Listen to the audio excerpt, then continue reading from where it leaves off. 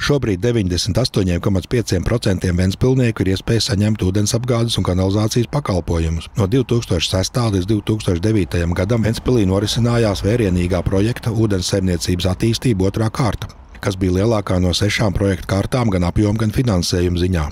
Lai to īstenot, uzņēmumu Ūdeg bija nepieciešams piesaistīt Eiropas Investīciju bankas ilgtermiņa kredītu. Projekta ietvaros tika remontēti un pārbūvēti Ventspils ūdensvadu un kanalizācijas tīkli 89 ielu posmos, vairāk nekā 100 km garumā. Tāpat izbūvētas 7 kanalizācijas sūkņu stacijas, uzstādīta vairāk nekā 1000 ūdens skaitītāju, nomainīts liels skaits aizbīģņu un hidrantu. Vērienīgo darbu rezultātā ir uzlabota ūdens apgādes un kanalizācijas pakalpojumu pieejamība, drošība un nepārtrauktība. Kredīts, kas tika ņemts projekta īstenošanai, būs pilnībā atmaksāts šī gada beigās. Ņemot vērā, ka ūdens pakalpojumu tarifos ir iekļauta kredīta pamatsummas atmaksa atbilstoši Sabiedrisko pakalpojumu regulēšanas komisijas prasībām, tarifi būtu jāpārskata.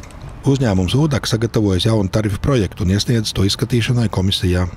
Tur ir iekļauts dažādas izmaksas, protams, ir gan izmaksu palielinājumi, tas ir tā skaitā gan uz energoresursiem, ne uz elektrībām, bet uz gan degvielām, gan dažādām ķimikālu piegādēm, koagulantiem, flokulantiem. Un, protams, arī pakalpojumu izmaksas ir pieaugušas, inflācija dara savu un darīja savu. Un, protams, arī algas bija jāpalielina, lai cilvēki nebēg prom.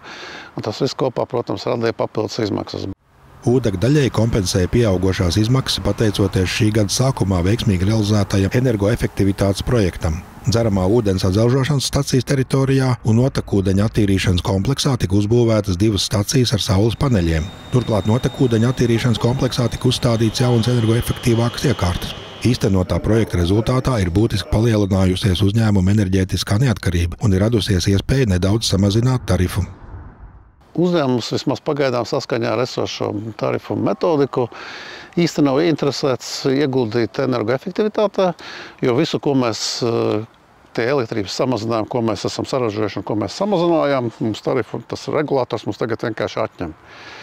Un tas nozīmē, mums tagad atkal jādomā, kur nopelnīt, lai realizētu vēl kaut kāds projektus, kur varētu atkal samazināt elektrības izmaksas, bet nestāv nekādas naudas attīstībai. Tas uzskatu nav pareizi. Es domāju, ka to metodiku arī vajadzētu mainīt, lai vismaz kaut kādu pusi atstātu uzņēmumiem, tālākajām investīcijām, tai pašai energoefektivitātei.